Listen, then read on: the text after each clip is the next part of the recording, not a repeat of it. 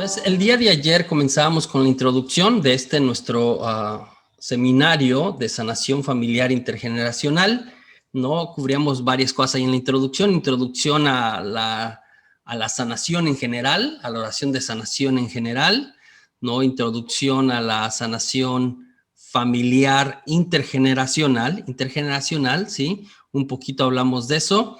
Hablamos también de un poco sobre la batalla espiritual y la importancia de esta, y cómo todos los bautizados estamos llamados a hacer de alguna manera batalla espiritual.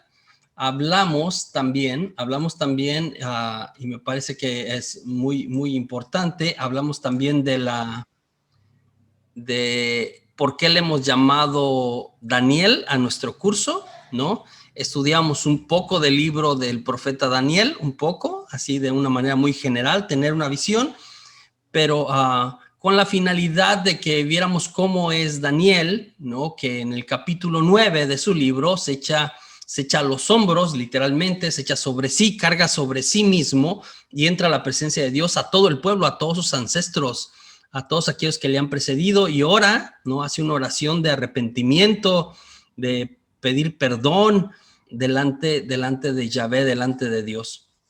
Entonces hablamos de eso el día de ayer. En los siguientes días, pues el día de hoy vamos a hablar, va a ser una clase más como que gira en torno a Dios, lo que entendemos de Dios, un poquito de lo que se llama teodicea, y entiéndase otra vez esta existencia de Dios más racional, y cómo también de alguna manera subsiste, o por qué de alguna manera en el mundo existe el mal y existe el bien. Vamos a hablar también de estas dos situaciones de alguna manera. Entonces, eso el día de hoy. Entonces, el día de hoy nos vamos a centrar en Dios. Voy a hacer introducción a los tres temas de cualquier manera, pero el día de hoy nos vamos a concentrar en Dios como tal, ¿no? En la persona de Dios, en la divinidad. Entonces, el día de mañana, entonces hoy es más teodicea, un poquito de teología, si podemos llamarlo así, en cuanto a que estudiaremos lo que entendemos de Dios, de alguna manera. El día de mañana será más como antropología teológica, es decir, lo que entendemos del ser humano, desde la revelación, lo que entendemos del ser humano, cómo es y cómo funciona el ser humano, cómo fue creado el ser humano, etcétera. Entonces tendremos algo de antropología cultural y antropología teológica, ¿no? Del ser humano. El día de mañana estudiaremos el ser humano en estos dos temas, el ser humano y los 4 puntos cardinales, y el genograma. Estos dos temas serán el día de mañana. El jueves, ¿sí?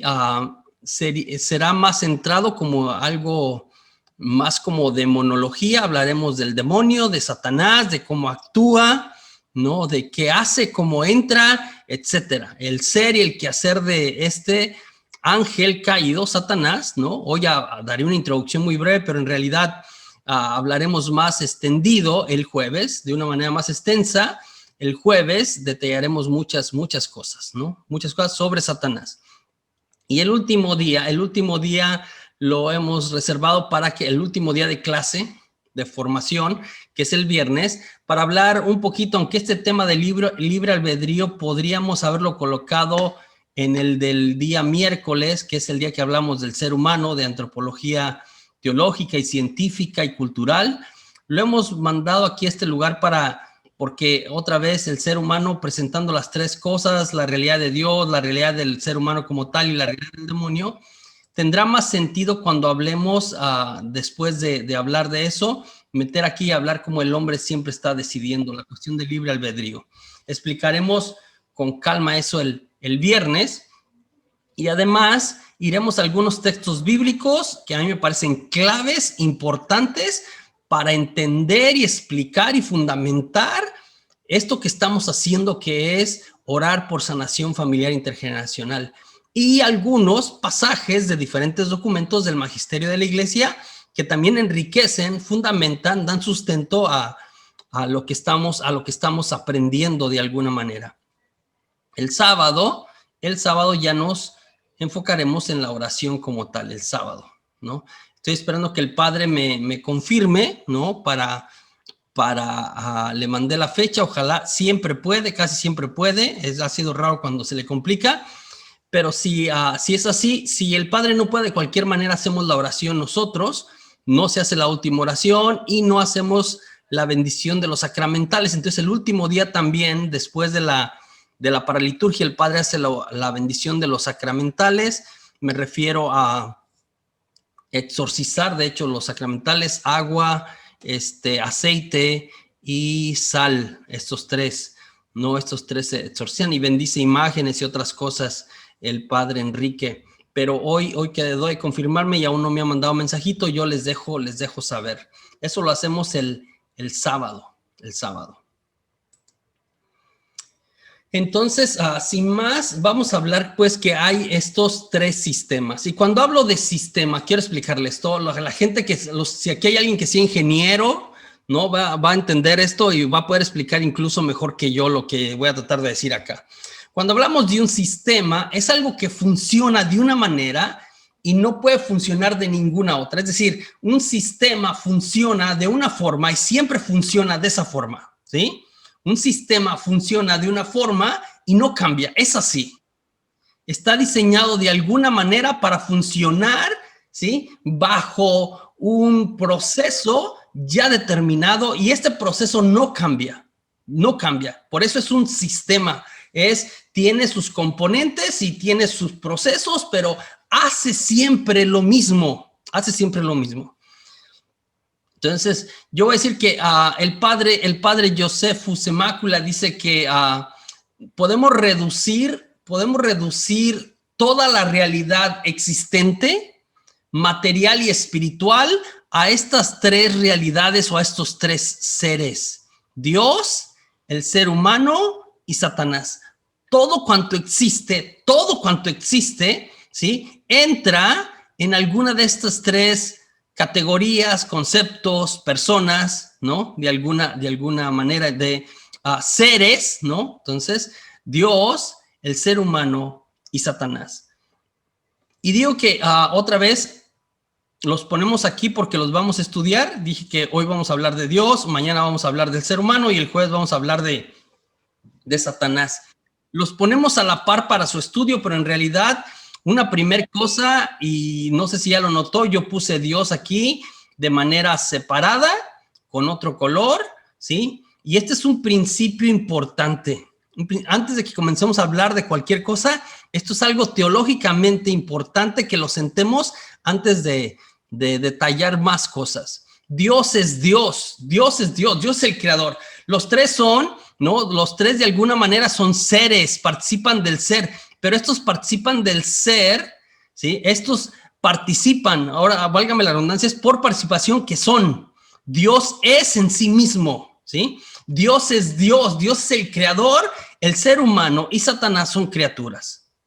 Le digo porque a menudo cuando se empieza a hablar de las cuestiones del demonio y las cuestiones de Dios y cómo funciona esto, se puede caer, de hecho muchas veces se cae en poner como una deidad buena, Dios, y una deidad mala, el demonio, como dos seres en el mismo nivel luchando, ¿no? A menudo estoy pensando en algunas culturas orientales como del yin yang y todas estas cosas, revuelven y ponen a la par como Dios, como por el bando bueno en el mismo nivel, y un ser opuesto. Le decía que tendemos a poner estas dos cosas, ¿sí? Una de un lado, otro, y es cuando vamos a hablar de Dios y del demonio, ¿sí? Como tal, estas dos realidades, porque no hay nada en medio, son estas dos realidades, y el ser humano de alguna manera o se inclina a un lado o se inclina hacia el otro. Esta es la realidad. Dios y Satanás no son lo mismo. Dios es el creador, y el ser humano y Satanás son criaturas. Y aquí ya hay una diferencia abismal, ¿sí? Abismal en la escala del ser, ¿sí? Dios es Dios, y el ser humano y Satanás, por ser criaturas, son limitados. Algo que no pasa con Dios, ¿no? Pero los ponemos de esta manera individual para su estudio, más que querer comparar. Otra vez, Dios es otra cosa, ¿sí? Está por encima de todo. Leo porque otra vez hay la tendencia, ¿no?, a querer como que dos fuerzas, una buena y una mala. No es así. Entonces, primer cosa, tenemos entonces tres sistemas aquí, tres sistemas que funcionan de una manera. Primer cosa, voy a empezar a decir cosas muy importantes. Dios siempre es bueno. Dios siempre, siempre con mayúscula, siempre es bueno. Satanás siempre es malo. Es decir, Dios nunca puede ser malo. Se contradeciría en su propio ser. Satanás nunca puede ser o hacer cosas buenas. Dios siempre es bueno y siempre hace cosas buenas. El demonio siempre es malo y siempre hace cosas malas. Esto es importante, ¿sí? Como sistema, como idea general, ¿sí? El ser humano siempre decide. Por haber sido creado con libertad, el libre albedrío, el ser humano, siempre decide si abre de alguna manera su existencia a Dios o si se la abre a Satanás. El hombre siempre está decidiendo entre la vida y la muerte, entre el agua y el fuego, entre las tinieblas y la luz. Siempre está decidiendo. Cualquier decisión que tome el ser humano siempre está decidiendo, y aunque parezca loco lo que voy a decir, el hombre decide aun cuando no decide, aunque parezca absurdo. Es decir, decide no decidir, pero ya está decidiendo algo, ¿sí? El ser humano siempre decide, y todas nuestras decisiones, todas las decisiones del ser humano tienen consecuencias, todas las decisiones del ser humano. Entonces, el ser humano siempre está decidiendo, ¿sí? Estos tres siempres desencadenan un sistema como tal, o tres sistemas. Hacen esto, solo esto, y no paran de hacer esto, ¿sí? Hacen esto, solo esto, y no paran de hacer esto. Tenemos un sistema entonces de Dios que solo hace lo bueno y lo hace siempre. Tenemos un sistema del maligno, de Satanás, que no para de hacer lo malo y siempre hace lo malo. Y tenemos el sistema del ser humano que siempre está y estará decidiendo, ¿sí? Decidiendo de alguna manera. Iremos sobre el estudio de cada uno de estos y cómo funcionan de alguna manera. Con más calma hablaremos de Dios, con mucha calma del ser humano y con mucha calma también de Satanás, ¿sí? De estos tres sistemas. El sistema de Dios, ¿sí? El sistema de Dios, ya dije otra vez, Dios, es el creador, está por encima de todo, es el ser en sí mismo, y Dios siempre es bueno. Dios no puede hacer nunca nada malo. Dios siempre es bueno. Habría una contradicción y no, Dios siempre es bueno, siempre es bueno. Entonces aquí yo puse, siempre es bueno. Nunca puede hacer una cosa mala. No puede hacer una cosa mala. No puede. O sea, podría, pero no la hace. Se contradeciría en su ser. Podría porque es Dios, pero no la hace. Se contradeciría en la cuestión de Dios siempre es bueno.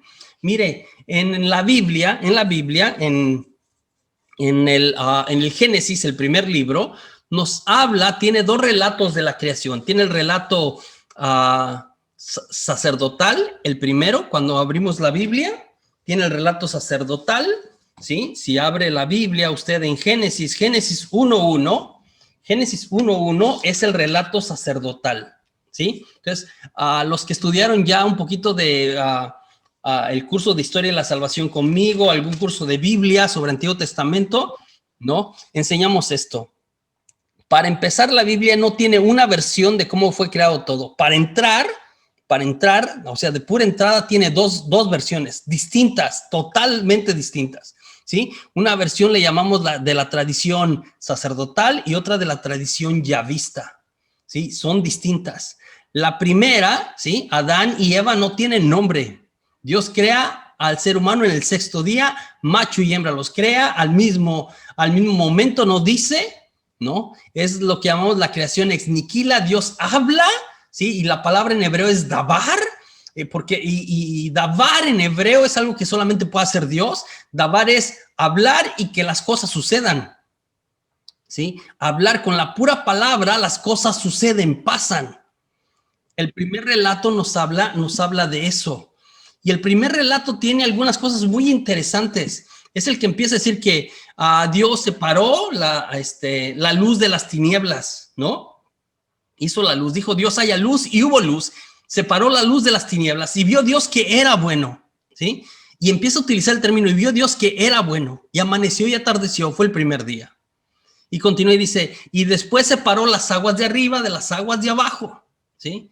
Y vio Dios que era bueno. Y amaneció y atardeció, fue el segundo día.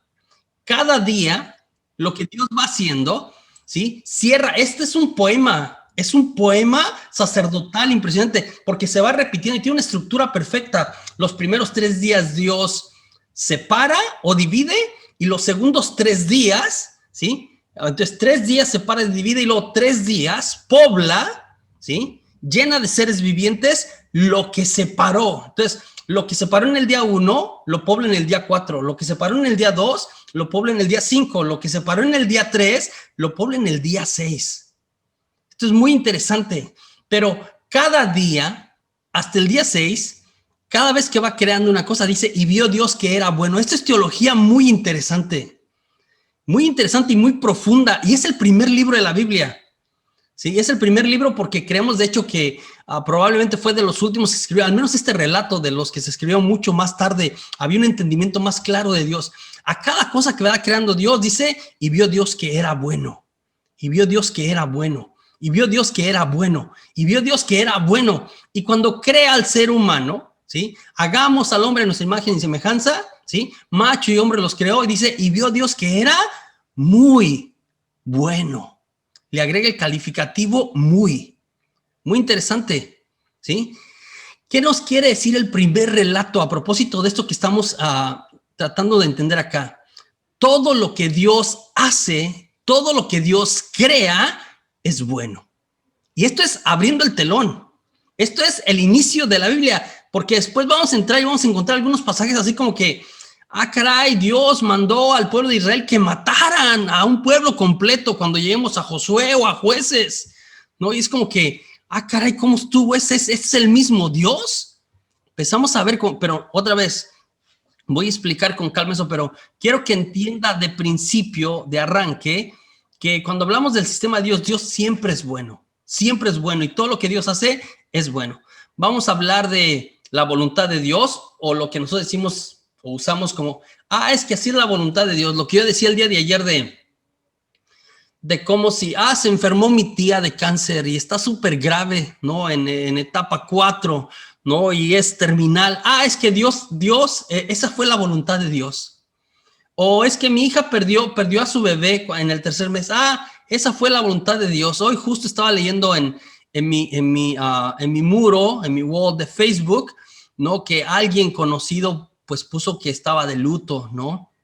Está de luto, que se le murió alguien, y alguno de los comentarios, ¿no? Que vi es como que, claro, Dios así lo quiso, quería un angelito en el cielo, como Dios hizo eso.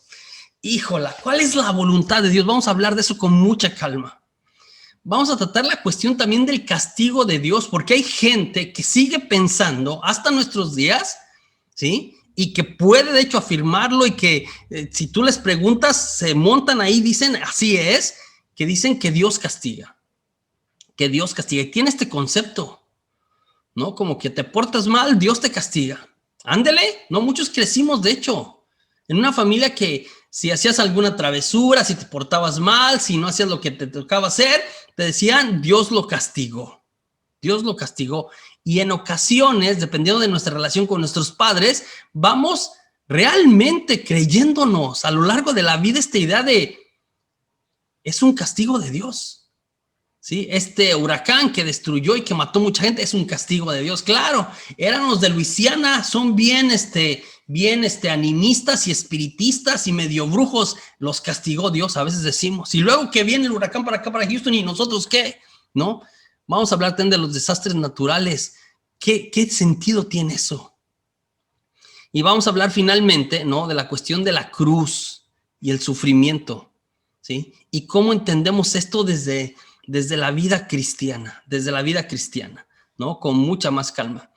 Ya había dicho, vamos a hablar del sistema del ser humano, que siempre decide. Vamos a hablar 4 elementos sobre el ser humano, estos 4 primeros, que está compuesto de cuerpo y espíritu, que hemos sido creados vinculados, que algunas decisiones o muchas decisiones de los seres humanos o de las personas las tomaron sus padres o algunas otras personas adultas en el inicio de su vida. Y vamos a hablar del poder de la palabra también, en estos 4 elementos sobre el ser humano. Al final agregamos uno del nombre de Jesús, porque de alguna manera, ya que explique mañana con calma, redime aquellas cosas por donde nos podemos perder en estos 4 puntos sobre el ser humano. Entonces, vamos a hablar de de hecho, el padre Josephus Semáculo le llama los 4 puntos cardinales, ¿no? Cuerpo y espíritu, nacimos o estamos vinculados, muchas de nuestras decisiones las tomó alguien más, y el poder de la palabra y el nombre de Jesús. De eso vamos a hablar el día de mañana. Sobre Satanás, ¿sí? Otra vez, ya había dicho, esto es mera introducción, vamos a hablar con mucha más calma el jueves. Satanás, ¿sí? Siempre es malo, no puede hacer nada bueno, Otra vez, opuesto a Dios, que siempre es bueno y no puede hacer nada malo. Satanás es malo y nunca puede hacer nada bueno. Entonces, es una probadita. Otra cosa que quiero decir en este momento, antes de continuar un poquito con lo que estoy presentando, mire, he encontrado, y les adelanto porque puede pasar y para que no se sienta raro o extraño, he encontrado que cuando doy este curso de manera concreta o este seminario, el de Daniel, porque hablamos de Satanás, ¿no? Porque tratamos de alguna manera de desenmascararlo, a menudo algunos de ustedes, puede ser, no es 100% seguro, pero puede ser, nos ha pasado casi en cada seminario, que algunas personas empiezan a experimentar, por decirlo así, algún tipo de resistencia. Otra vez yo le decía, probablemente usted, nunca había hablado de batalla espiritual, no había hecho nada en ese renglón en su vida. Yo voy a misa o yo rezo el rosario, aunque el rosario es una buena oración para batalla espiritual, o hacíamos cosas, pero no intencionalmente hacíamos batalla espiritual, ¿no? Contra Satanás y los demonios. Entonces, cuando empezamos a hacer esto, puede ser que empiecen a pasar situaciones. Mire, como qué situaciones nos han pasado en la cuestión del seminario. Hay gente que no lo sé, llega la hora del seminario, ¿no? Y tenía separado ya las fechas y tenía todo en orden, tenía el tiempo y todo, había revisado ya su internet o su teléfono donde lo iba a seguir, y resulta que a la mera hora que toca el seminario algo se daña. Se daña la computadora, se daña la tableta, se daña el celular. Algo pasa mecánico, como bloqueando el que podamos estudiar y profundizar sobre esto, ¿sí? Pasa con alguien, ha pasado conmigo mismo, ¿no? Pasa que a la gente, aparte de que pues en la tarde ya hizo muchas cosas en el día de hoy, se le hace muy pesado, más pesado que de ordinario, mucho más pesado que de ordinario. Es decir, sabes que no aguanto, ¿no? Y generalmente aguanto, pero no aguanto.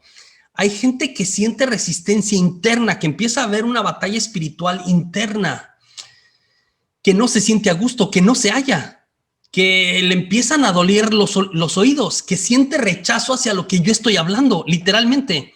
Nos pasó en Austin, fue muy extraño, llegó una señora en el último seminario que tratamos de dar de manera presencial, terminamos un día nada más, por allá en marzo, antes de que cerraran todo, justo la semana antes de que cerraran todo. Y me acuerdo que llegó una señora que la había visto que había venido antes en esta parroquia en Santa Elizabeth, Ann Seton, se llama Pflugerville, una ciudad hacia afueritas de la ciudad de Austin.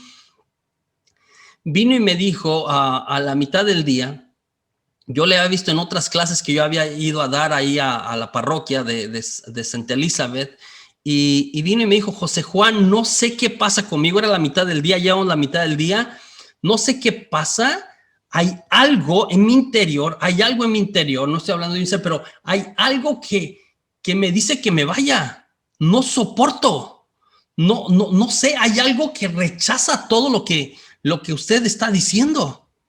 Y me dice, y le tengo que confesar, mire, a mí, yo había venido como a 5 clases diferentes con usted antes aquí a la parroquia. De hecho, vine a esta clase porque yo dije, a mí me encanta cómo enseña José Juan, la señora así echando porras y flores. Me encanta cómo enseña José Juan. Y venía y disfrutaba muchas clases. Y ahorita, al mediodía que llevo, lo estoy sufriendo.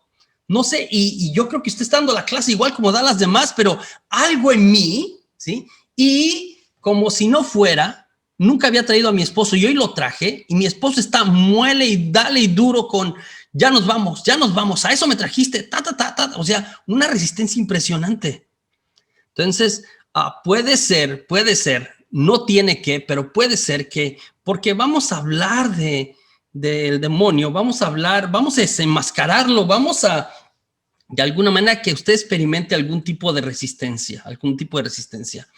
En el Catecismo de la Iglesia Católica, vamos a hablar de una manera más extensa, pero en el Catecismo de la Iglesia Católica, ¿sí? En el 2851, cuando habla del demonio, el numeral 2851, dice que el malo, refiriéndose a Satanás, el malo es el que se atraviesa al designio de Dios y de su obra. Es decir, Dios quiere hacer algo, ¿no?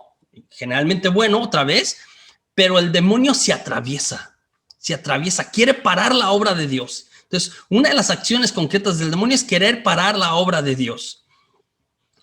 En el 391 lo voy a leer en latín y luego les traduzco.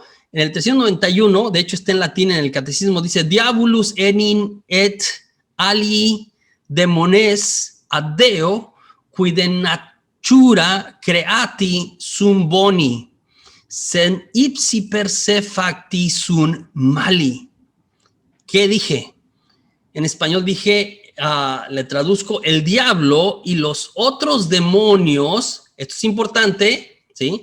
El diablo y los otros demonios fueron creados por Dios con una naturaleza buena. Pero ellos se hicieron a sí mismos malos. Esto lo cree la iglesia desde el concilio de Letrán por allá en el 1215.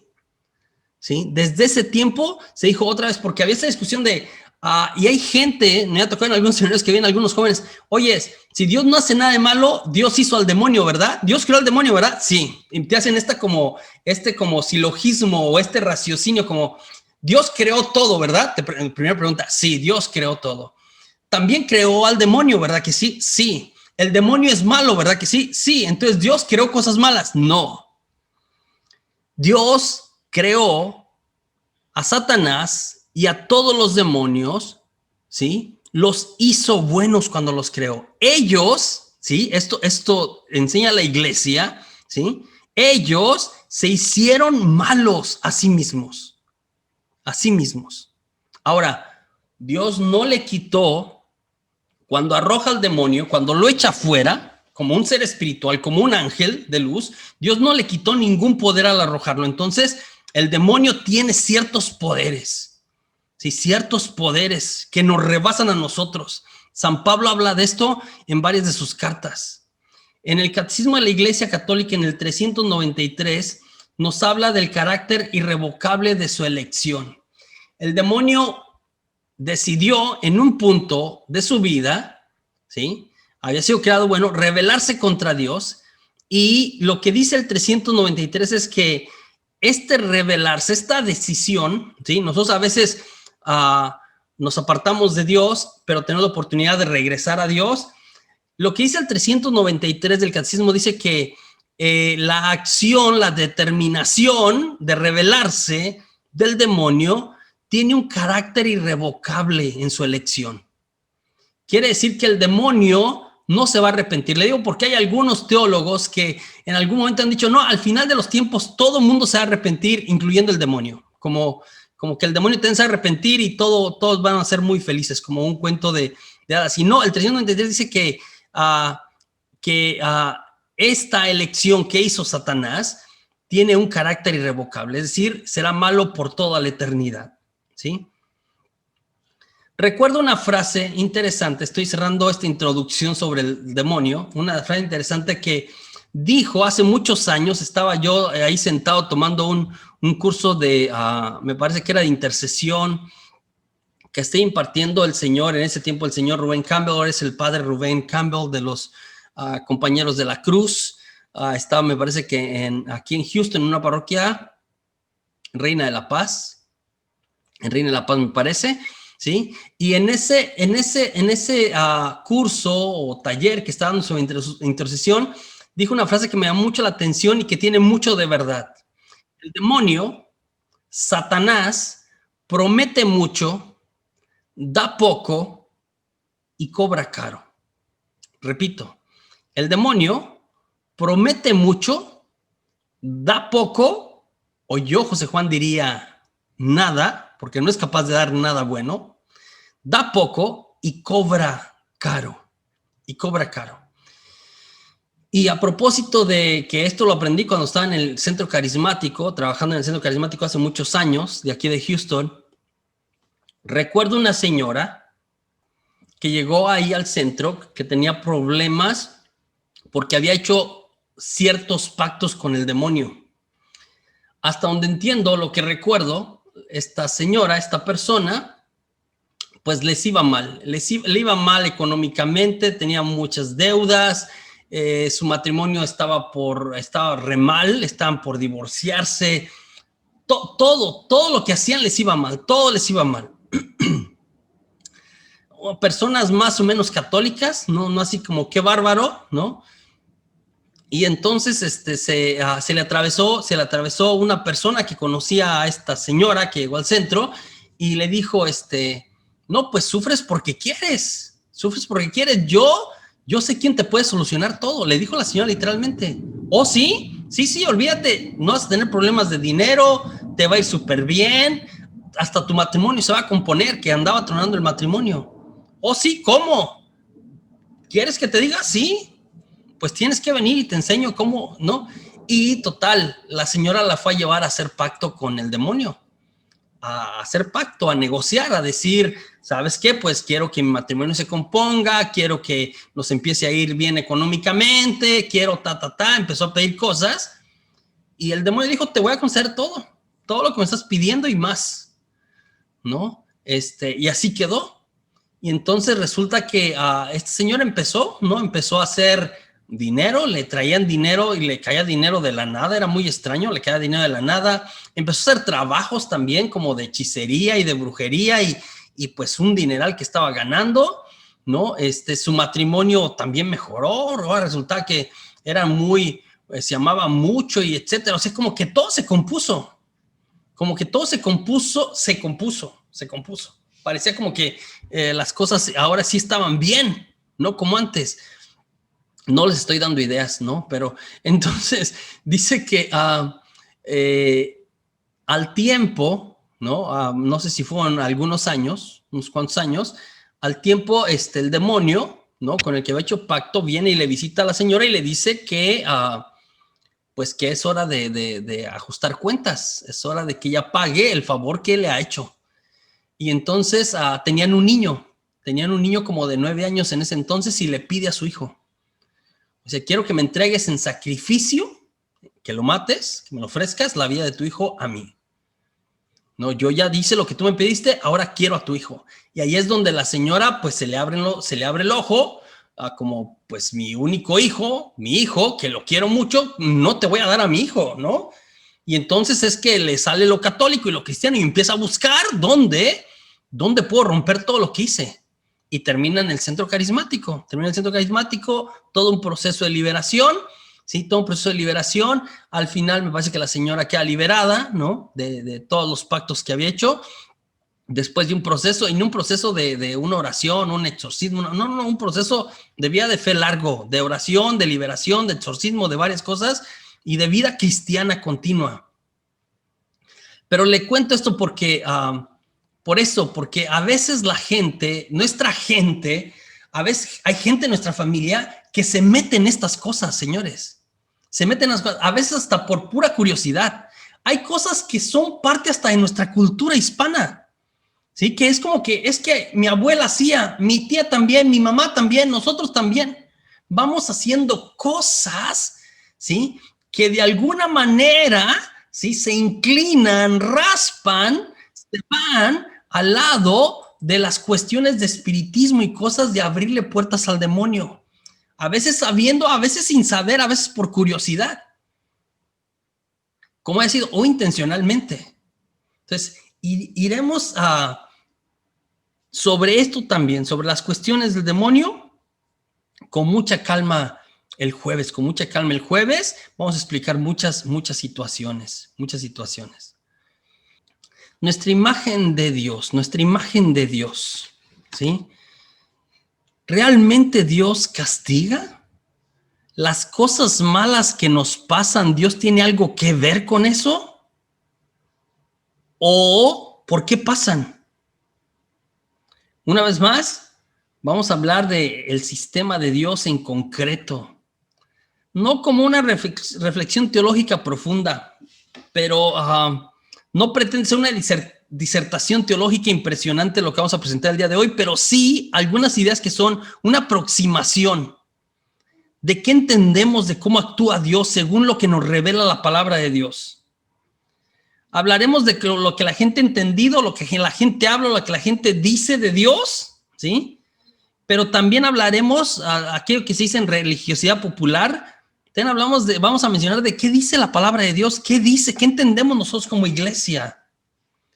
En Oseas 4:6 hay un pasaje muy interesante a propósito de la voluntad de Dios. Voy a empezar hablando de la voluntad de Dios. A veces nos pasan cosas buenas o nos pasan cosas malas y decimos, fue la voluntad de Dios. Dios así lo quiso. ¿No lo ha escuchado usted? O probablemente usted lo ha usado una vez o varias veces. Dios así lo quiso, ¿no? Se murió el familiar tal de COVID-19. Dios así lo quiso, ¿no? Nos pasó, chocamos, Dios así lo quiso, etcétera. En Oseas 4:6 es el pasaje famoso que dice, mi pueblo perece por falta de conocimiento. Oseas 4:6, a lo mejor lo había escuchado usted esto antes, dice, mi pueblo perece por falta de conocimiento. Cuando lee con calma, lo traduce de la palabra de Dios, es mi pueblo perece, languidece, se pierde, muere por falta de conocimiento. El pueblo de Israel, para explicarle, otra vez, porque no nada más es decir un texto de la Biblia y ya, y aventárselos ahí. El profeta Oseas es uno de mis profetas favoritos, a mí me encanta, ¿no? Tengo dos profetas favoritos, no todos son mis favoritos, Ezequiel y Oseas son mis favoritos, ¿sí? Porque tienen una cosa en particular o en común, son profetas de acción simbólica. Tanto Ezequiel como Oseas no solamente predican de palabra, su vida se convierte en profecía, no sé si tiene sentido lo que estoy diciendo. No es nada más lo que dicen, lo que hace Oseas y lo que hace Ezequiel termina siendo profecía. Yo digo que en ese sentido, por ejemplo, también, ¿no? El Papa actual, el Papa Francisco, Dios no solamente nos regaló un buen papa, a mí me parece, a mí José Juan, alguien puede, y ahora estamos en este tiempo en que las redes sociales y como nos movemos, alguien puede discrepar conmigo, hasta un católico de hueso colorado puede decir que no, hay gente que no quiere al Papa Francisco, son re católicos, pero no lo quieren. En fin, no voy a entrar en ese tema, pero a mí me parece que Dios no solamente nos regaló un gran papa, de verdad que lo es, y estamos acostumbrados a buenos papas en los últimos años, porque estudiamos algo de historia de la iglesia y ha habido algunos muy malos. Los últimos que nos ha tocado son muy buenos. El Papa Francisco es el primer papa latinoamericano, ¿no? En 5 siglos, ¿no? Entendamos, ¿no? La iglesia lleva 20, pero que se descubrió América, en 5 siglos es el primer papa latinoamericano. Todos los papas de ahí para atrás eran europeos, todos eran europeos, ¿sí? El primer papa latinoamericano, argentino, algún defecto tenía que tener, me disculpan los argentinos. No, mentira. No, mis respetos. Argentino, ¿no? No, mis respetos, conozco gente argentina muy linda, ¿no? Como hay de todo en todos lados, pero bueno, muy bueno, excelente. Y yo creo que el Papa Francisco no solamente es un papa bueno, es un papa parecido a Oseas y parecido a Ezequiel. El Papa Francisco no solamente es lo que dice, el Papa Francisco es lo que hace. Mira, el hecho de que no se quedó en el Palacio Vaticano, donde es la sede del Papa, se bajó a vivir a Santa Marta, que es la casa de huéspedes. El hecho de que no se puso los zapatos tradicionales de siglos, que los mandan a hacer especialmente para él. El hecho de que se va y el Jueves Santo lava los pies en una cárcel, ¿no? O se va por las mañanas de incógnito y reparte comida a los sin techo en Roma. Este tipo de cosas, ¿no? Se baja y saluda a la gente, etcétera. Un montón de cosas que ha hecho. El Papa predica no solamente con sus palabras, predica con su vida misma. Entonces, Oseas es un profeta de acción simbólica. Su vida se convierte en profecía. Le recuerdo, Oseas es el profeta que Dios le pide que se case con una prostituta. Dios le pide que se case con una prostituta, se llama Gomer, y se casa con ella. Y la Gomer, ¿sí? Después de que se casa con ella, lo abandona y se regresa, Gomer se regresa, lo abandona y se regresa a andar, a talonearle otra vez, se regresa a prostituirse. Y en este regresarse queda embarazada de alguien más que ni siquiera es Oseas. Y Dios le vuelve a hablar, le habla a Oseas y le dice, Oseas, ve por Gomer, recíbela como tu esposa, y al hijo, aunque no era su hijo, tómalo como tu hijo. Y ya, va y se la trae. Por segunda vez se le va otra vez la Gomer a Oseas, después de que nace el hijo. Se le vuelve a ir a talonearle, ¿sí? Se regresa otra vez a las andadas, regresa a prostituirse, ahí va otra vez, Dios le habla a Oseas, Yahvé le habla, ve por Gomer. Otra vez está con premio, otra vez está esperando hijo, no es de Oseas, y le dice, ve por Gomer, recíbela como tu esposa, ¿sí? Y al hijo, aunque no es tu hijo, recíbelo, ahora es una niña, Lo Ruhamag, ahora recíbela como tu hija a ella también. Tercera vez, mire, cuando en la Biblia pasa una cosa 3 veces es como que el límite. Tercera vez se le vuelve a ir Gomer. Esta vez no solamente se regresa a prostituirse como por su cuenta, la tercera vez Gomer se vende a alguien de tal manera que ella ya no es dueña de sí mismo. No se vende nada más sexualmente, se vende como persona, como esclava. Entonces alguien más la prostituye y gana el dinero, por eso es dueño de ella. Entonces, y otra vez queda embarazada, tercera vez. Y otra vez le dice Dios a Oseas, ve por Gomer. El problema es que la tercera vez ya no puede ir y decirle, Gomer, te perdono, vámonos para la casa. Ya no es así. Ahora tiene que comprarla. Y para que se la regresen, ¿no? El que la había comprado a ella, pues le pide a Oseas 30 monedas de plata. 30 monedas de plata. ¿Sí? Que era el precio de un esclavo. ¿Qué es lo que se paga por Jesús? ¿Qué es lo que le pagan a Judas Iscariote? ¿Sí? 30 monedas de plata.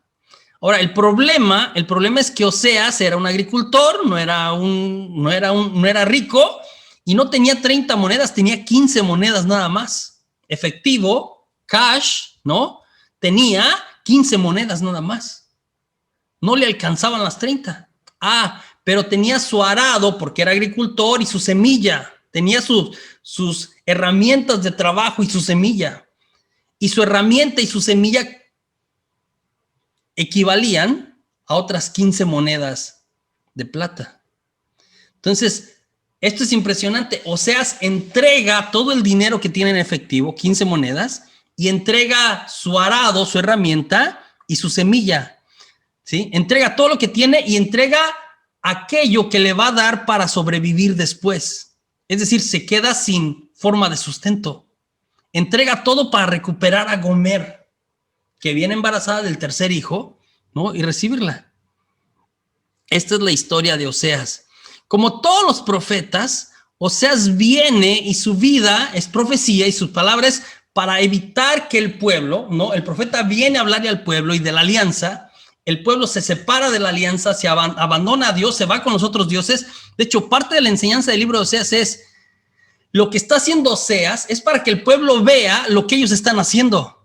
Abandonan a Yahvé y se van con otro Dios. De hecho, en estos profetas, en Ezequiel, en Oseas y en otro, se va a hablar de prostitución, se va a hablar de infidelidad, se va a hablar de... Pero más que infidelidad sexual, tiene que ver con esto de suplantar a Dios, irse con otros dioses. ¿Sí? La prostitución no tiene que ver, no tiene una connotación sexual, tiene una connotación más bien como de idolatría. Quiero que entienda esto, ¿sí? Cuando se habla en estos libros de los profetas. Entonces, ¿qué está pasando aquí? Cuando lees con calma, cuando se escribió por ahí en el año 730, 740, 700, por ahí, que es cuando profetiza Oseas en el reino del norte. El reino del norte está a punto, ¿sí?, de ser llevado como esclavo, de ser destruido y llevado como esclavo por Asiria. ¿Sí? El profeta entonces es enviado para que el pueblo no se pierda, pero el pueblo de cualquier manera no escucha al profeta. A menudo matan a los profetas. Dios manda a los profetas como para detener que lo que el pueblo está haciendo, que le está llevando a la desgracia, no suceda. Y es como, no sé si puedo poner esta imagen, como el profeta, el pueblo empieza a tomar decisiones que le llevan como, voy a decir, como en una montaña de bajada, de caída, ¿sí? Entonces, van en este apartarse de Dios, van cayendo. El profeta viene y quiere como detener, como evitar la caída, evitar que sigan progresando en este apartarse de Dios y que llegue la desgracia. Pero precisamente con Oseas es como que el profeta ha tratado de detenerlos, pero el pueblo de Dios está en el acantilado. O sea, ha ido bajando, y para acá ya no se baja más, ¿sí? Ya no hay más bajada, ya lo que sigue es la caída libre. Y el profeta está queriendo parar esto, pero no puede. El pueblo se ha alejado de Dios muchísimo, ¿no? Y el pueblo está a punto de caer, ¿sí?, a manos de Asiria, y va a ser una gran desgracia. En ese contexto, debemos leer mi pueblo perece, muere, ¿sí?, languidece, se pierde por falta de conocimiento.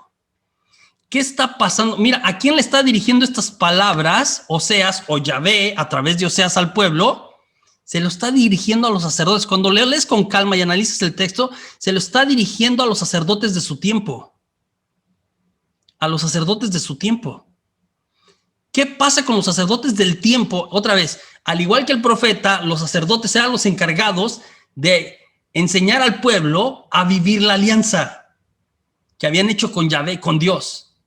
Pero los sacerdotes del tiempo de Oseas, ¿sí?, no explica bien, ¿no? Puede haber varias opciones, ¿no? Se durmieron en sus laureles, no sé si por poder, por dinero, por descuido, por flojos, porque estaban en todo menos en lo que les tocaba, no sé por qué, no dice concretamente, pero no estaban haciendo lo que les tocaba hacer. El pueblo está a punto de perderse.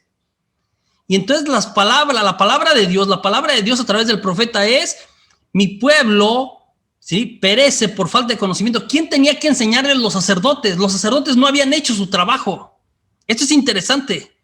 De hecho, cuando lees con calma y analices el texto, tienes que ponerle algún tipo de emoción. 2 emociones yo sugiero para este pasaje, ¿sí? Una puede ser de tristeza e impotencia, sí, de parte de Dios, de tristeza y de impotencia. ¿Por qué? Porque el pueblo se va a perder, porque el pueblo va a morir y lamentablemente, hermano, mira, es raro lo que voy a decir, pero Dios no puede hacer nada. Va a suceder y Dios ya no puede hacer nada. ¿Por qué? Porque los sacerdotes en su libertad, a ellos les tocaba enseñarle al pueblo y no lo hicieron. No lo hicieron. Se durmieron en sus laureles. Y ahora por culpa de ellos, mira, y aunque suene feo, por culpa de ellos la van a pagar todos. Los sacerdotes les tocaba enseñarles, no les enseñaron, estos no aprendieron, se apartaron, van a la desgracia. Segunda emoción que podemos ponerle puede ser hasta de enojo. Dios hablándole a los sacerdotes enojado, y me imagino a Dios que a lo mejor varias veces en la historia de la humanidad y de la iglesia, ¿sí?, puede ser esto como que, o sea, no puede ser que no hicieron su trabajo, mi pueblo perece por su culpa. ¡Qué bárbaros! Entonces, Dios está enojado, Dios está triste, la emoción que queramos escoger, ¿sí? Porque no puede hacer nada al respecto. La tristeza de Dios en este pasaje tiene cierta impotencia detrás. El que todo lo puede, aunque suene contradictorio lo que estoy diciendo, el que todo lo puede, hay una cosa ante la cual Dios para. Hay una cosa, este Dios todopoderoso que creó todo, el Señor, el dueño de todo, hay una cosa ante la que Dios para, que no puede hacer nada. Es la decisión del ser humano. Dios respeta, ha respetado y respetará la decisión del ser humano siempre. Ahí para Dios. Nos hizo libres. No nos va a forzar a que escojamos la salvación. Nosotros tenemos que escogerla. Los sacerdotes decidieron no hacer su trabajo. Ya había dicho, por miedo al pueblo, por control, por poder, por lo que haya sido, ¿sí? Ahora se va a perder. El pueblo se va a perder. Encontramos entonces, ¿sí?, en el Antiguo Testamento algunos pasajes que hablan como que lo que le pasa al pueblo no tiene nada que ver con Dios. Algunos como que dejan entrever y dicen como que sí, como que Dios, al menos de manera pasiva, en algunos momentos, como que Dios hizo que el pueblo pasara por esto. Y vamos a tener como un dilema. Quiero decir una cosa y con eso vamos al descanso. Este dilema que vamos a encontrar en el Antiguo Testamento se va a aclarar en el Nuevo, porque la revelación es progresiva.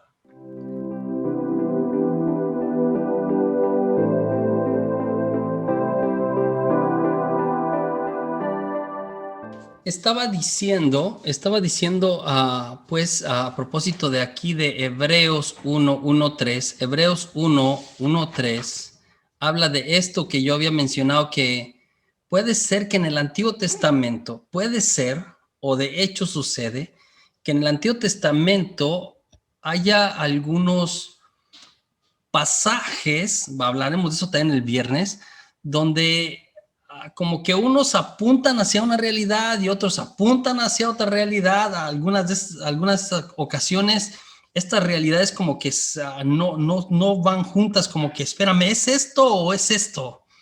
Sí, este dilema en lo que llamamos la economía de la salvación o la pedagogía de Dios. Y yo le decía antes de ir al descanso que la revelación es progresiva, es decir, Dios se va dando a conocer poco a poco. Primera cosa, eso quiere decir primera cosa.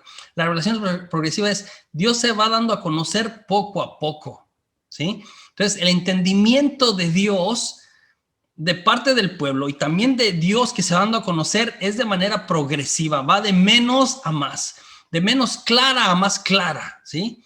De alguna manera. Entonces, vamos a encontrar algunas cosas en el Antiguo Testamento que de hecho como que no embonan, como que, ay, ¿por qué? ¿Por qué dice de esta manera de alguna? Vamos a encontrar algunos pasajes, de hecho, hasta extraños en el Antiguo Testamento. No estoy pensando como que alguno como las hijas de Lot, ¿no? Después de que salen de Sodoma y Gomorra, que ponen borracho a su papá para tener relaciones con él, ¿no? Esto que nosotros llamamos incesto, es como que, espérate, ¿cómo fue eso? ¿Cómo que Lot, el sobrino de Abraham, que tenía una alianza con Yahvé, que etcétera, que hablaba con Dios, que hay cosas así como que, o lo que hablaba yo ese rato de cómo que en Josué o en Jueces dedicaron a un pueblo completo, hombres, mujeres y niños al Jerén, a la destrucción, a la aniquilación, quemaron todo, etcétera. Es como que, espérate, ¿qué tipo de Dios es ese? Encontramos este tipo de cosas que es como que, caray, ¿qué es? Entonces, que yo estaba hablando aquí con el pasaje de Oseas es, en realidad Dios no está provocando lo que va a pasar al pueblo, el pueblo lo va a sufrir a consecuencia o por culpa de que los sacerdotes no hicieron su trabajo. En Hebreos 1, del 1 al 3, dice que en diversas ocasiones y bajo diferentes formas, Dios habló a nuestros padres.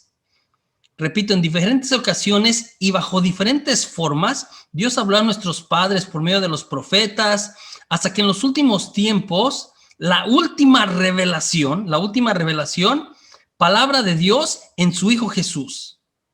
Él nos habla por medio de su Hijo. Él es el resplandor, se refiere a Jesús. Él es el resplandor de la gloria de Dios. Y en Él expresó Dios lo que es en sí mismo. Él, Jesús, cuya palabra poderosa mantiene el universo, también es el que purificó al mundo de sus pecados y los sentó en los cielos a la derecha de Dios, del Dios de majestad. Entonces, la revelación es progresiva, hermanos, y el entendimiento de la revelación también es progresivo. Dios se va revelando poco a poco, y este revelarse de Dios poco a poco, lo que va revelándose, nosotros los seres humanos lo vamos entendiendo poco a poco, pero muy poco a poco, muy lento es el proceso también. Entonces, el entendimiento de la revelación también se va haciendo poco a poco. ¿Sí? Entonces, esto aplica para incluso las nuevas formas, hermanos, ¿entiendes? O las nuevas formas de entender, de explicar, de interpretar, de aplicar las verdades reveladas a las circunstancias, a las realidades actuales.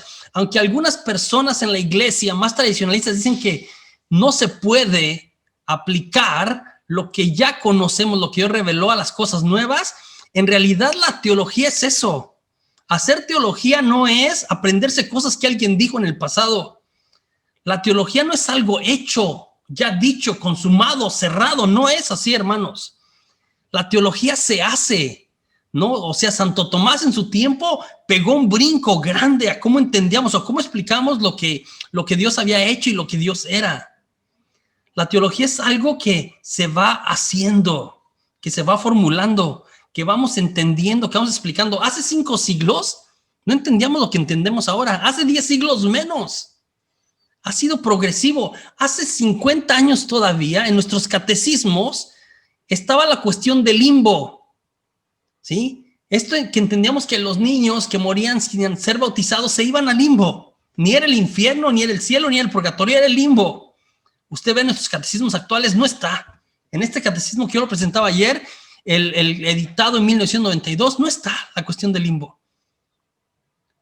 El entendimiento de la revelación ha ido desarrollándose, sigue desarrollándose. Y le dio incluso por esto que estamos hablando, porque hay gente como que, oye, es que estas cosas nuevas, como que ya porque es nuevo entonces no es válido. Espérame, vamos a entender, vamos a ver cómo, ¿sí? La revelación y el entendimiento de la revelación es progresivo. Y que podemos ver desde otro enfoque, hoy lo que se había visto de otro enfoque antes.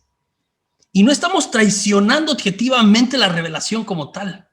Esto es importante. Esto es importante para que entendamos ciertos pasajes que nos pueden parecer así como que, ah, caray, ¿cómo que, qué es en realidad entonces? Después, ¿no? Quiero compartir con ustedes esta parte de cómo actúa Dios y cómo actúa Satanás. Y voy a escoger algunos pasajes. El primer pasaje que voy a escoger para hablar de Dios, ¿no? Es Juan 3, 16 al 18. Este es un texto clásico, es uno de mis favoritos. Es impresionante lo que dice Juan 3, 16. Generalmente leemos nada más Juan 3, 16, pero es 16 al 18. Juan 3, 16 al 18 dice, porque Dios amó tanto al mundo que le entregó a su Hijo único para que todo el que crea en Él no muera, sino que tenga vida eterna. Porque Dios no envió a su Hijo para juzgar al mundo, sino para que el mundo se salve por Él. El que cree en Él no es condenado. El que no cree ya está condenado, porque no ha creído en el nombre del único Hijo de Dios.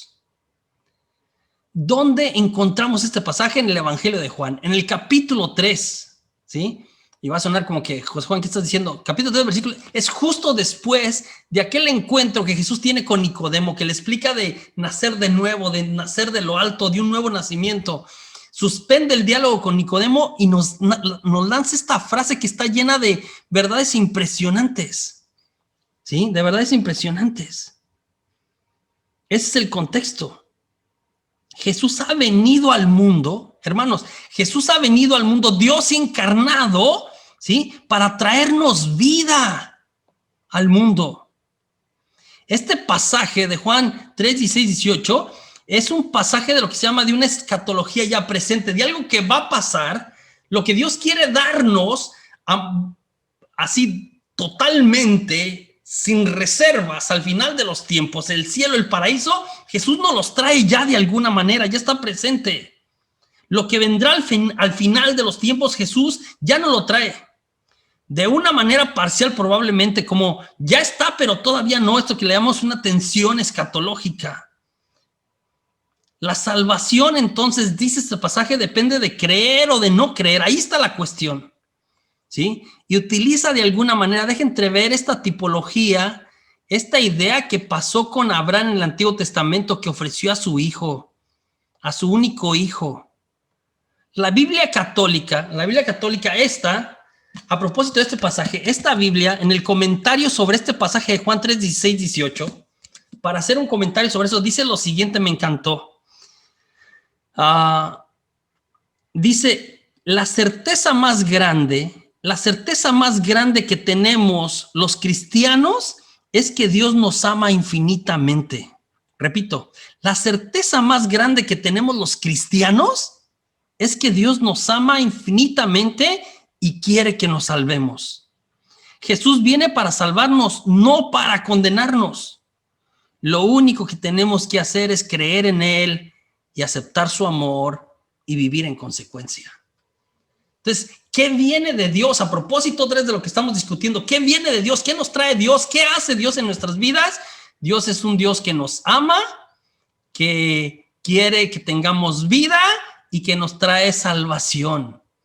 ¿Qué hace Satanás? ¿Qué dice la palabra de Dios? ¿Qué es el obrar y el hacer de Satanás? Y en Juan 10:10b, estará este pasaje que habla de, el contexto es cuando Jesús está enseñando que Él es la puerta, yo soy la puerta. Y dice, el ladrón, en 10:10b, el ladrón se refiere a Satanás, viene solo a robar, matar y destruir. Utiliza estos tres verbos. El ladrón, él es el buen pastor, él es la puerta. Pero dice, él es bueno, él trae estas cosas buenas al rebaño, ¿no? Pero el ladrón, el malo, el malvado, Satanás, solamente viene a robar, a matar y a destruir. Yo vine, dice en ese mismo pasaje, yo vine para que tengan vida, ¿sí? Y vida en abundancia, vida eterna, vida de Dios.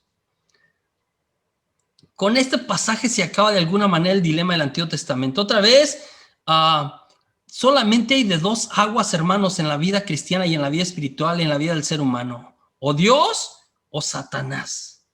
O vida o muerte. O vida o muerte. Ahora, estamos hablando de Satanás y el jueves vamos a hablar más. No podemos evangelizar sin hablar de Satanás. Jesús mismo, Jesús vino a revelarnos al Padre, pero de vez en vez nos hablaba, como en esta ocasión, de qué hacía el maligno.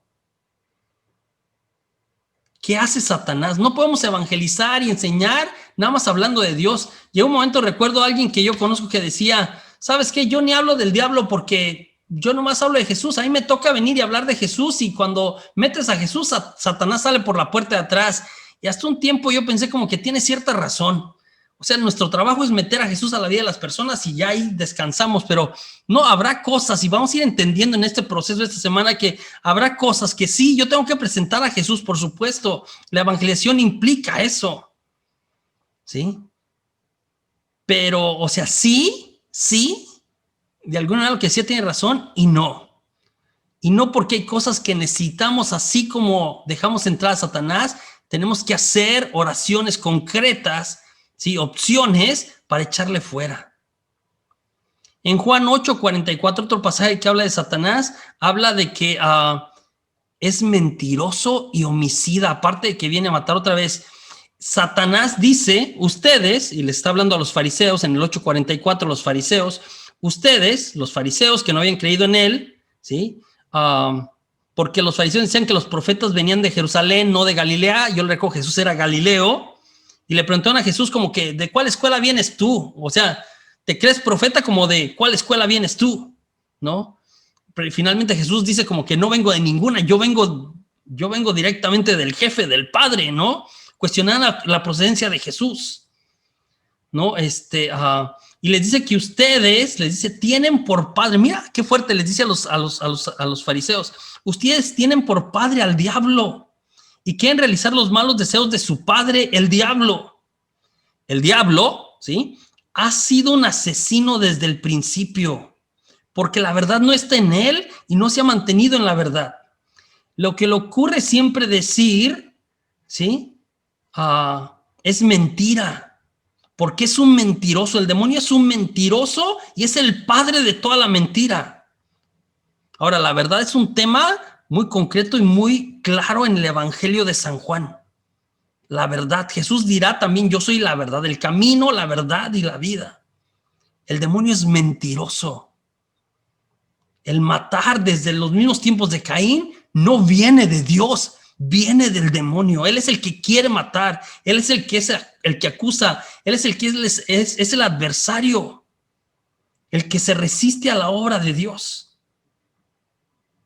Ahora, para San Juan es así, para San Juan no hay gris. Estamos leyendo del Evangelio de San Juan estos pasajes. O es blanco o es negro, o estás con Jesús o estás contra Jesús. No hay término medio. En Apocalipsis dirá que también es un escrito de San Juan, o fríos o calientes, los tibios los vomito. Entonces encontramos aquí que tenemos dos reinos enfrentados, opuestos. El de Jesús, el de Dios, ¿sí? Que nos trae bien, amor, felicidad, vida, salvación. Y el de Satanás, que nos trae muerte, tristeza, destrucción, mentira. Entre estos dos no hay un terreno, no hay algo en medio. O es uno o es el otro, o aceptas, ¿sí? O aceptas uno o aceptas al otro. Si aceptas pecar, si tú y yo caemos en la red de Satanás de alguna manera, por medio de la tentación, voy a hablar de eso el jueves, ¿sí? Una vez que yo, José Juan, caigo, entonces abro una puerta al reino de Satanás y me hago visible a los demonios. Y estos pueden empezar a trabajar. Si estoy en gracia, entonces no pasa nada. Pero una vez que yo caigo en pecado, ¿sí? Abro, me expongo, soy visible. Pueden empezar a hacer de alguna manera daño también en mi vida. Nuestra imagen de Dios, otra vez, porque puede ser que teníamos esta idea de Dios nos castiga, Dios nos hace así con el dedo, tú la regaste, etcétera, ¿no? Yo presento aquí un par de textos, los explico súper rápido. En Sabiduría dice que porque Dios no ha hecho la muerte, ni se complace en la perdición de los vivientes. Sabiduría 1:13, Dios no ha hecho la muerte, si no le gusta la destrucción de los vivos a Dios no le gusta eso, no viene de él. Y en 2:24, enseguida el capítulo siguiente nos dice de quién viene, pero por la envidia del demonio, dice en 2:24, entró la muerte en el mundo. Y los que pertenecen a él tienen que padecerla. Por supuesto que ambos pasajes están hablando sobre todo de la muerte espiritual, ¿ok? Sobre todo la muerte espiritual, pero hablan de la muerte en general, pero sobre todo la muerte espiritual. Entonces, la envidia del diablo, y esto apunta a Génesis desde el inicio, con nuestros primeros padres, ahí dañó todo. Aquí encontramos el primer texto bíblico en todo el Antiguo Testamento que conecta de alguna manera esto y que empieza a hablar de Satanás como el que desvía las cosas. El que hace que nos apartemos de Dios y que después veamos las consecuencias de ello. En Jeremías 29:11, ¿no? Otro pasaje nos hablará de esto. Porque yo conozco muy bien los planes que tengo. Le está hablando al pueblo de Israel poquito después del destierro, ya cuando van a regresar de Babilonia, después de que han pasado, pero lo peor que existencialmente hubieran podido pasar. El pueblo de Israel en el exilio pensó que, literalmente, que se quedaban sin nada y sin nadie, que hasta como que Dios los había abandonado, que no tenían nada. Y en Jeremías 29, a este pueblo que había llegado a la nada, al sinsentido, le dice de parte de Dios, porque yo conozco muy bien los planes que tengo proyectados sobre ustedes. Oráculo de Yahvé o del Señor. Son planes de prosperidad y no de desgracia, para ayudarles, para asegurarles, ¿sí? Por un porvenir y una esperanza. Y una esperanza. En Eclesiastés 7:17 dice, no seas demasiado malo, ni te comportes como un necio. ¿Para qué te vas a morir antes de tiempo? Eclesiastés habla del justo medio, es el contexto, es el libro que habla de vanidad de vanidades. Sí, acá el predicador, el maestro, el sabio, alguien que ha vivido de todo, dice como que después, al final de su vida, es como que no seas tan malo, no te comportes como un necio. Como son nuestras obras a menudo lo que nos acarrea la muerte, aunque a veces terminamos echándole la culpa otra vez a Dios. En Siráside 15, del 11 al 20, otra vez respecto a nuestra imagen de Dios, Siráside 15, del 11 al 20, dice, no digas, fue el Señor el que me hizo claudicar. Fue el Señor el que me hizo claudicar, el que me hizo caer. Porque Él nunca hace lo que detesta. Mira lo que dice aquí, muy interesante. Estos son pasajes bíblicos de finales del Antiguo Testamento, ya muy cerquita a la venida de Jesús. No digas, fue el Señor el que me hizo claudicar, porque Él nunca hace lo que detesta.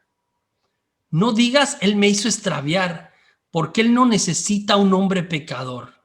El Señor detesta toda abominación, y nada abominable es amado por los que lo temen.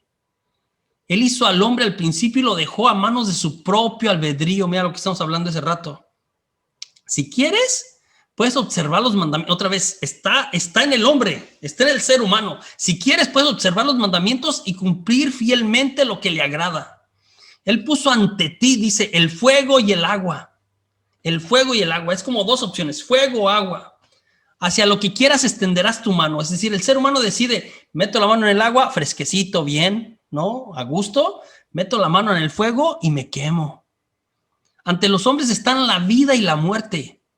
A cada uno se le dará lo que prefiera. Uy. Acá está hablando incluso al final de los tiempos ya de alguna manera.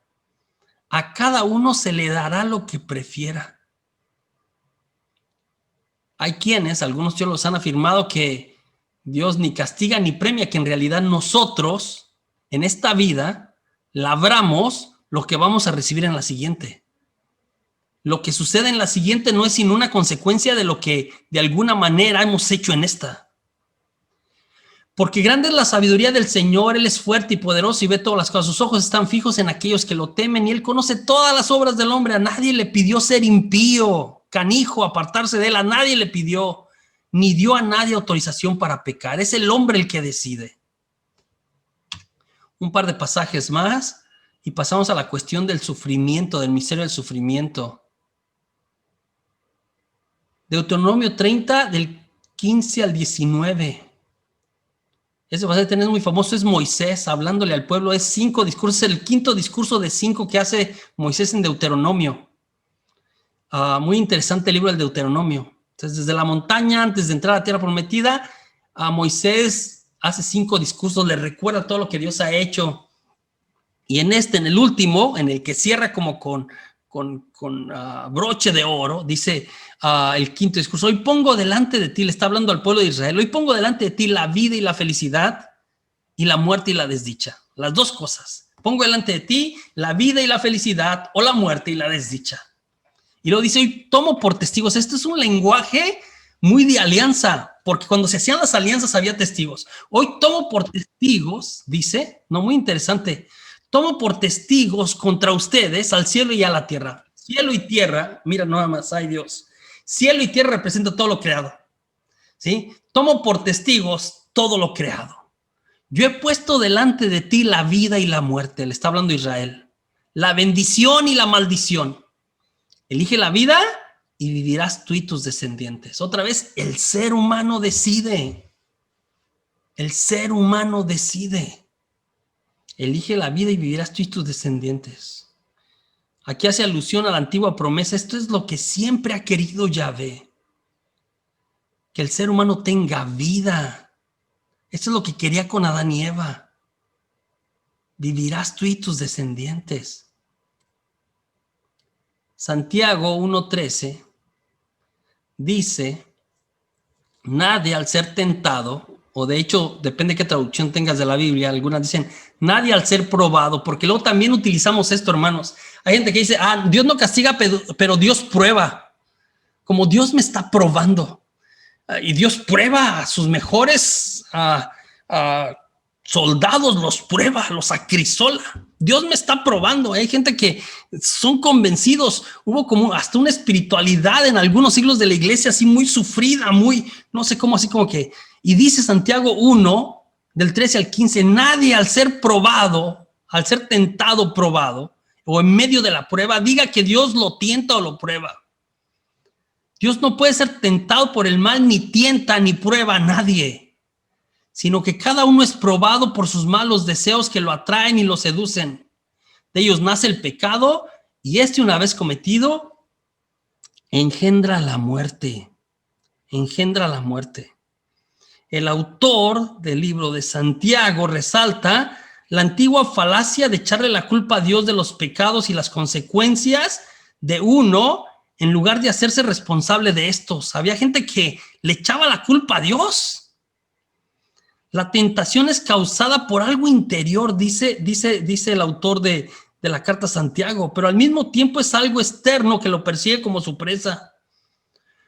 Nosotros consentimos la tentación, nosotros los seres humanos, y eso nos trae la desgracia, la pasión, el pecado, la muerte. Respecto al sufrimiento, mire, primera cosa, el sufrimiento es un misterio. Voy a hablar algunas cosas más o menos profundas, más o menos serias, pero tampoco pretendo, porque no sería muy loco y muy demasiado pretender. El sufrimiento es un misterio, es parte del misterio de Dios, ¿no? Vamos a hablar, el padre Josefu habla del sufrimiento innecesario, que es aquel que viene por el pecado y que a menudo le llamamos que es castigo de Dios, lo vamos a explicar. Habla de un sufrimiento necesario. Hay un sufrimiento necesario que tampoco lo quiere Dios, pero que sucede, es necesario, no viene de Dios, lo que llaman la cruz, viene de otros, ¿no? Y vamos a hablar de un tercer sufrimiento por ahí que nos revela las Escrituras. El sufrimiento innecesario, que es el que a menudo en el que más nos confundimos y el del que habla mucho en el Antiguo Testamento, ¿sí? Es el que es causado por el pecado. Aunque algunas veces a este se le ha identificado como castigo de Dios, como, y porque mire cómo funciona en el cerebro, como hice algo mal, o yo, José Juan, conozco lo que Dios me pide, y conociendo lo que Dios me pide, hago lo contrario, y luego cuando hago lo contrario, yo mismo me genero acá en mi cabeza como soy culpable, aunque suene raro lo que estoy diciendo, soy culpable y me merezco ser castigado, y si me pasa algo malo, entonces se lo atribuyo a Dios. Dios no tiene necesidad de castigar, no tiene necesidad de castigar. Jesús vino a sanar y a liberar. Hasta el día de hoy hay gente que piensa y le atribuye a Dios cierto sufrimiento. Dijo, de hecho hubo un tiempo en algunos siglos entre los mismos santos. Dicen cosas como que Dios les envía cruces. Dios me mandó esta cruz, este marido barrigón, canijo. Dios me lo mandó. Dios me mandó esta cruz, Dios me mandó esta enfermedad, Dios me mandó este problema. Algunas de las veces incluso decimos con cuestiones con el fin de llevarnos al cielo más tarde, es como un cierto consuelo. No como un fin, no nos mandó este mal o este sufrimiento, esta enfermedad como fin en sí mismo, sino como un medio, ¿no? Y ahí suavizamos la cosa, pero no funciona así. Sin embargo, todo esto forma parte del sufrimiento innecesario y no es querido por Dios. El padre Raniero Cantalamessa, bueno, ahora cardenal, Raniero Cantalamessa, ¿no? En su homilía del Viernes Santo, se la voy a compartir el día de mañana ahí por el WhatsApp. En su homilía del Viernes Santo decía, ¿acaso Dios Padre? Mira, de hecho sobre la misma muerte de Jesús, porque hasta ahí tenemos mal interpretada la cuestión, mal interpretada. El cardenal Raniero Cantalamessa dijo, ¿acaso Dios Padre ha querido la muerte de su hijo para sacar un bien de ella? Y se contesta a sí mismo, no. Simplemente ha permitido que la libertad humana, escucha bien, que la libertad humana siguiera su curso, haciendo sin embargo que sirviera su plan, no al plan de los hombres. Es decir, Dios no quiso que Jesús muriera en la cruz, porque por mucho tiempo se interpretó de esta manera como que, claro, el padre mandó a su hijo, ¿no? Y su hijo tuvo que morir, y entonces el hijo queda bien parado, pero el padre es como que, espérame, el padre queda como asesino en segundo nivel, ¿no? De alguna manera. El padre, el sacerdote, el cardenal René Cantalamessa dice que ¿acaso Dios Padre ha querido la muerte de su hijo para sacar un bien de ella? No, lo ha permitido que la libertad humana siguiera su curso, haciendo sin embargo que sirviera su plan, no al de los hombres. Esto vale también, dice el cardenal, para los males naturales como los terremotos y las pestes. Él no lo suscita a propósito de esta pandemia también, hermanos. No ha sobrado gente, predicadores, gente que ha dicho como que Dios nos está castigando para que se nos quite. Porque estamos mal, la humanidad, ahí nos está castigando. No castiga, hermanos. No castiga. El sufrimiento necesario, el segundo, es el costo de nuestra vida como cristianos aquí en la tierra. Es el que le llamamos la cruz. Sí, esa pregunta de Jesús de ¿quieres ser mi discípulo? ¿Quieres ser mi discípulo? José Juan, ¿quieres ser mi discípulo? Toma tu cruz y sígueme. Ahora, esta cruz no la manda Dios, no la suscita Dios, no te la carga Dios. Esta cruz es consecuencia de seguir a Dios. Te la darán aquellos que no están con Dios, de hecho. ¿Sí? Es el que padece a causa de creer, de seguir a Jesús. Cuando tú dices que crees en Jesús y se burlan de ti.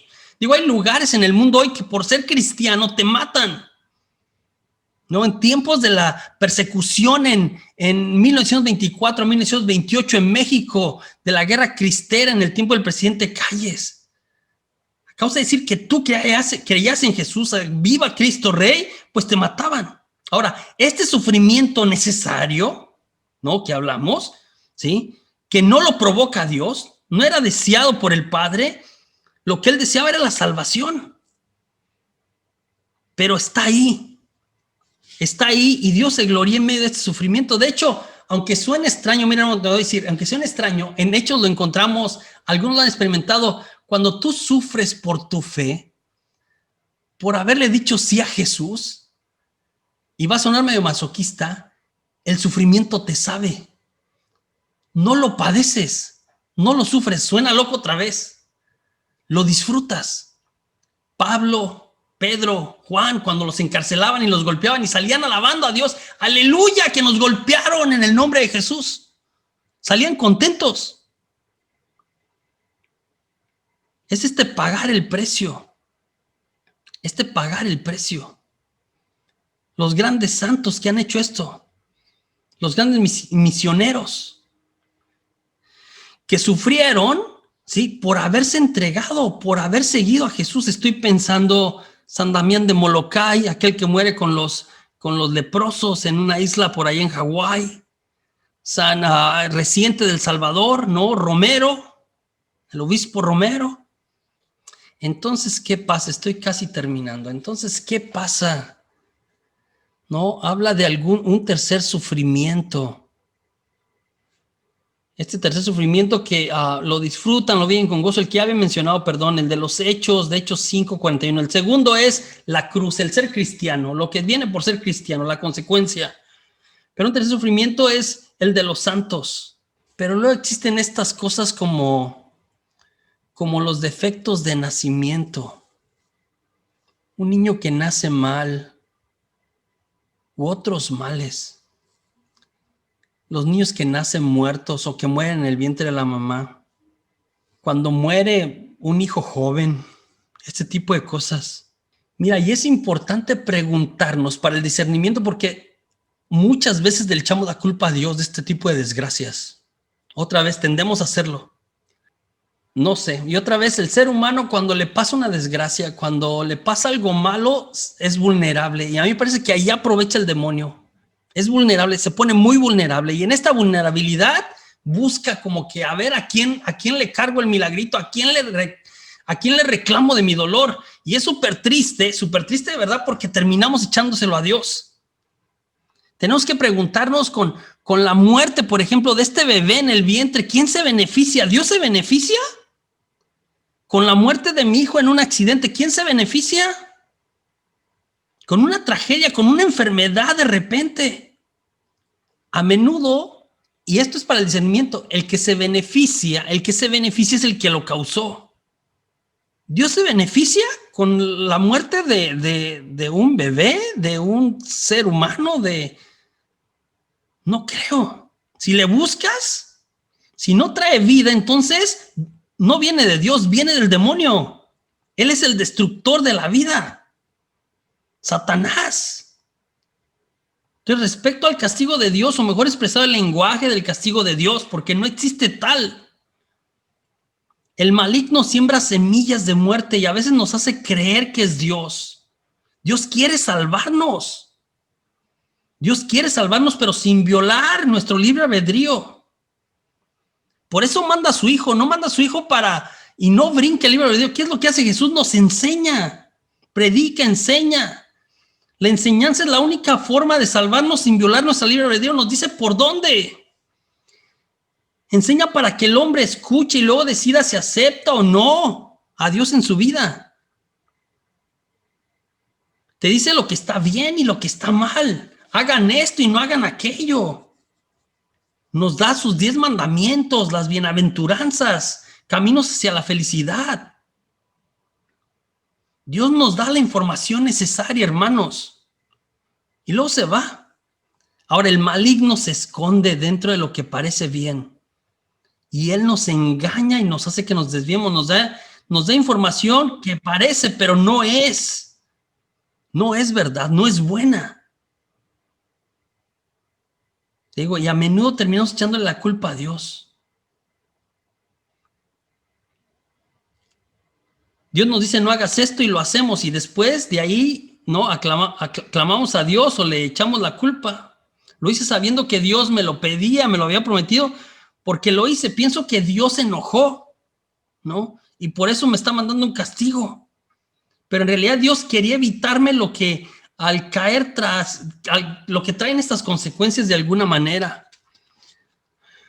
Ahí puse varios pasajes, le voy a pedir que los lea, que explican de alguna forma esto. Se los voy a dejar de tarea que lea Éxodo 20, del 4 al 5, muy interesante. Que lea Deuteronomio 30 también, ¿no? Que ya lo había leído de alguna manera, que es, pongo delante de ti el bien y el mal, uno o lo otro. Mateo 25, que es el juicio final, apártense de mí, porque tuve hambre y no me dieron de comer, ¿no? Vengan a mí, benditos de mi Padre, que tiene que ver, la bendición viene de Dios, el castigo no. Entonces, no hay castigo, hermanos, no hay castigo, no hay tal, hay consecuencias. Y habrá, de alguna manera, consecuencias en esta vida y en la otra vida. Siempre, todo acto tiene consecuencias. Por ejemplo, si alguien asesina a alguien y luego se arrepiente sinceramente, alguien mata a alguien y se arrepiente sinceramente, será perdonado, pero las consecuencias quedan. Asesinó a alguien, se arrepintió, genuinamente se arrepintió, pidió perdón delante de Dios a las personas que les hizo daño, a la viuda, a los hijos que quedaron huérfanos, pidió perdón genuinamente. ¿Cuáles son las consecuencias? Pues hay una mujer viuda, hay unos hijos huérfanos. Estas no se pueden cambiar, siempre estarán ahí. Entonces, al arrepentirse, pues muchos males salen, pero hay otras cosas que quedan. Todos los actos, los nuestros, ¿sí? Nos arrepentimos, hay cosas que quedan, pero hay cosas que pasan, que hacen daño. Respecto, y con eso termino, respecto a los niños que mueren en el vientre o que mueren al nacer. Tengo una amiga súper católica, así del coro y todo, de ministro de litúrgico, muy preparada, servidora, todo, de iglesia todos los domingos, de una fe comprometida y todo. Y Los conocí hace muchos años aquí en Houston. Están aquí en Houston por un tiempo y están recién casados. Son casi del mismo tiempo de matrimonio de Alba y mío. Y al principio la amiga, ¿no? Toda la familia son los amigos, ellos dos y ahora sus hijos también, pero al principio no podía embarazarse, tenía algunos problemas, la amiga, unos problemas con su aparato reproductor, algunos quistes, una serie de cosas tenía. Total que no se podía embarazar y querían tener un bebé, le pedían mucho a Dios. Aparte estaban yendo al doctor para que les ayudara a ver cómo se podía arreglar y que ella quedara embarazada. Total que después de muchas vueltas quedó embarazada. Después de un tiempo quedó embarazada, ¿no? Y nació su hija y felices, ¿no? Radiantes, impresionante los tres, ¿no? La hija por todo el amor con la que le esperaban, ellos dos con todo el amor que tenían para ofrecer para su hijo. Entonces, verlos interactuar es un deleite, ¿no? Muy bonito. Entonces, la niña empezó a crecer como 4 años por ahí, 5, y la niña empezó a decir que quería un hermanito. Y entonces, pues ahí va la amiga otra vez a buscar al doctor y a decirle qué posibilidades había después de cualquier manera el embarazo, y el parto había sido complicado con la niña. Y entonces, pues ya le checó otro todo y otra le dijo, pues va a estar bien complicado y aparte ya está más grande, ya le estaban pegando por allá a los 40 o un poquito más. Entonces va a estar poquito más complicado todavía que ya tenía 5 o 6 años, 8 años ya creo esta vez. Entonces ya había pasado bastante tiempo y les dijeron, va a estar complicado y como quiera y hicieron, el doctor les ayudó con la parte médica, ¿no? Mucha oración, hicieron la tarea, ¿no? Etcétera, y resulta que la amiga quedó embarazada. No, cuando nos habló, usted no sabe la emoción con la que nos dijo que su hijita por fin iba a tener al hermanito o la hermanita que tanto había añorado. Estaba radiante, no cabían de felicidad. Y no, contentísimos, ¿no? Nos llamaban súper emocionados. Y pues resulta que al final del primer trimestre, ¿no? En el tercer mes, perdió al bebé. Y entonces me acuerdo que me habló mi amiga y me habló destrozada. Me habló enojada con Dios. Enojada, brava con Dios. Y no le echaba, no le echaba la culpa a Dios, No le echaba la culpa a Dios de como que Dios lo hizo, ¿sí? Pero decía como que no es Dios. O sea, no como que él lo hizo, pero él pudo haber hecho algo para que no pasara. No sé si tiene sentido lo que estoy diciendo. No le echaba la culpa de que él lo causó, sino de que él no hizo nada para que no sucediera. Y entonces agarró pleito con Dios, pleito corrido, dejó de ir a la iglesia, no se quería acercar, dejaron de hacer oración juntos, estaba enojada, estaba brava. De esas veces también que la gente consulta y yo, mi amiga me habló para soltar así literalmente como una vomitada espiritual, emocional, ¿no? Así como que déjame te suelto todo el coraje que tengo ahorita, ¿no? Y que cualquier cosa que le digas, pues a veces ni sirve o es como que nada consuela, nada de alguna manera. Tristemente, mayoría de las veces terminó echando la culpa, le digo, al menos indirecta a Dios en estas situaciones. Recuerdo que cuando fui a este seminario, una de las cosas que me quedó muy clara fue esto, es que Dios no provoca, no participa ni de manera pasiva en esto. Que Dios no quiere esto nunca. Que no podemos atribuirle a Dios de ninguna manera este tipo de situaciones. Porque es Dios, porque se contradice, porque no es así. Mire, hace un año o más de un año estuvimos dando este retiro en una comunidad en Guanajuato y me acuerdo que había una señora, después de que expliqué este tema, había una señora que vino y me dijo, estábamos caminando entre las bancas para si había preguntas o alguna cosa en el descanso y me acuerdo, señor, venga, señor José Juan. Digo, ¿sabe qué? Me gustó mucho lo que dijo, muy bonito, no lo había visto así, pero yo creo que hay veces que Dios sí hace cosas por nuestro bien, cosas así medio raras, pero que son por nuestro bien. Y yo, ¿a qué se refiere? Y al lado de la señora estaba una hija de ella, era una señora como en sus 50 por ahí, tenía al lado una hija que yo creo que estaba como en sus 20, 19, 20, 21 años, una muchachita y me dice, por ejemplo, nosotros, ¿no? Y somos de aquí de la iglesia y le ayudamos al padre y venimos todos los domingos, pero, por ejemplo, nosotros, mira qué dice aquí. Por ejemplo, nosotros decía, ve mi hija así, pues un muchacho andaba con ella de novio y que se quería casar con ella y todo, y hasta vino a hablar con nosotros y luego dejó a la niña embarazada y desapareció. Dejó a mi hija embarazada y desapareció, no se hizo cargo el muchacho, no sé ni por dónde ganó. Y me dijo, mire, y usted estaba hablando de esto justo, pero quiero explicarle lo que pasamos nosotros y cómo entiendo que Dios a veces sí quiere algunas de estas cosas. Y yo, a ver, échemelo.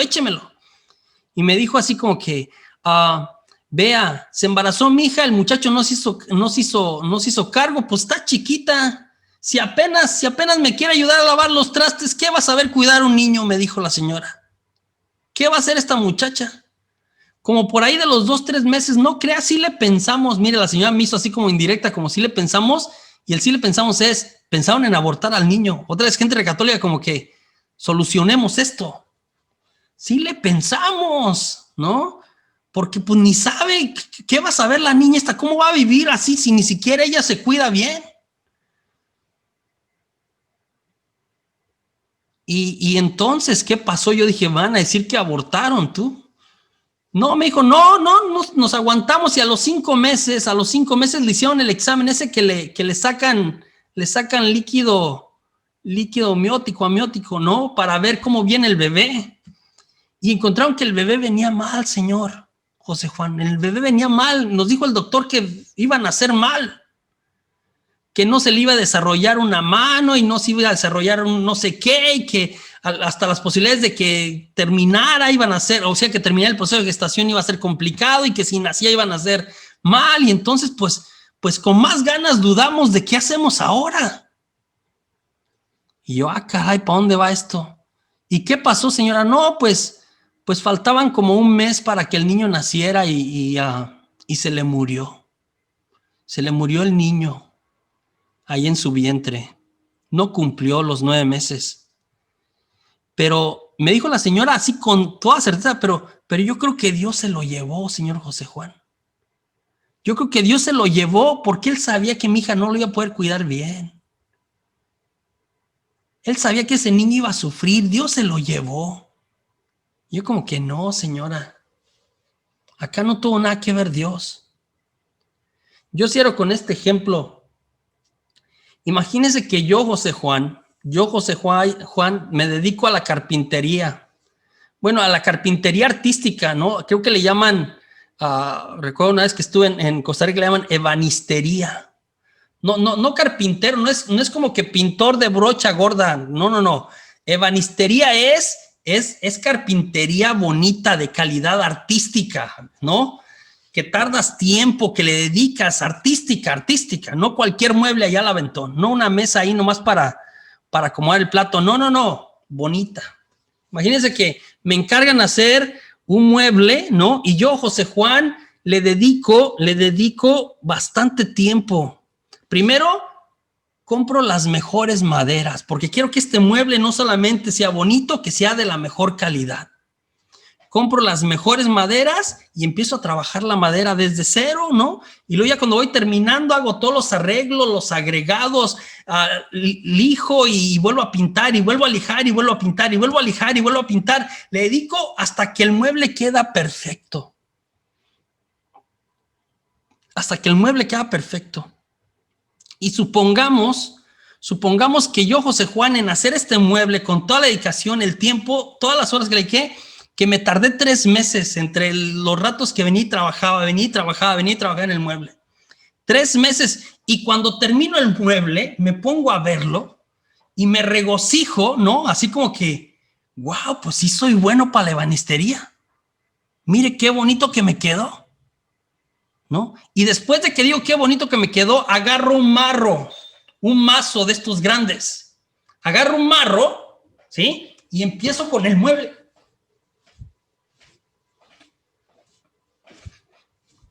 Y lo destruyo hasta que lo hago pedacitos.